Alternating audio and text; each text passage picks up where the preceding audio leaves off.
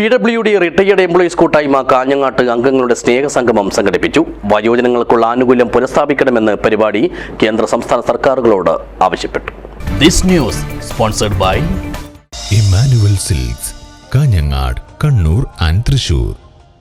റെയിൽവേയിലും ഇതര മേഖലകളിലും വയോജനങ്ങൾക്ക് നൽകിയിരുന്ന ആനുകൂല്യങ്ങൾ നിർത്തലാക്കിയ നടപടി അങ്ങേയറ്റം പ്രതിഷേധാർഹമാണെന്നും അതുകൊണ്ട് തന്നെ ഈ നടപടി അടിയന്തരമായി പിൻവലിച്ച് ആനുകൂല്യങ്ങൾ പുനഃസ്ഥാപിക്കണമെന്നും കാഞ്ഞങ്ങാട്ട് നടന്ന PWD റിട്ടയേർഡ് എംപ്ലോയീസ് കൂട്ടായ്മയുടെ സംഗമം പരിപാടി സർക്കാരുകളോട് ആവശ്യപ്പെട്ടു. സമൂഹത്തെ ആകെ നശിപ്പിക്കുന്ന ലഹരി വിപത്തിനെതിരെ കർശന നടപടി സ്വീകരിക്കാൻ അധികാരികൾ തയ്യാറാകണമെന്നുള്ള ആവശ്യവും കൂട്ടായ്മ മുന്നോട്ട് വെച്ചു. കാഞ്ഞങ്ങാട്ടെ സർക്കാർ അതിഥി മന്ദിരത്തിൽ സംഘടിപ്പിച്ച സ്നേഹസംഗമത്തിൽ കൂട്ടായ്മ പ്രസിഡന്റ് C. കുഞ്ഞിരാമൻ നായർ അധ്യക്ഷനായി.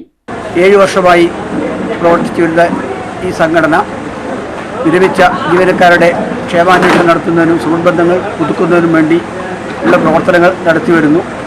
സംഘടനയിലെ സീനിയറായ മെമ്പർമാരെ ആദരിക്കുന്ന ചടങ്ങും ഇവിടെ ഇന്ന് നടന്നു. എല്ലാ മാസവും സംഘടന യോഗം ചേർന്ന് റിട്ടയർ ചെയ്ത അംഗങ്ങളുടെ ക്ഷേമങ്ങൾ അന്വേഷിക്കുകയും ആർക്കും മറ്റ് സർവീസ് പ്രശ്നങ്ങളിൽ ഉണ്ടാകുന്ന കാര്യങ്ങൾ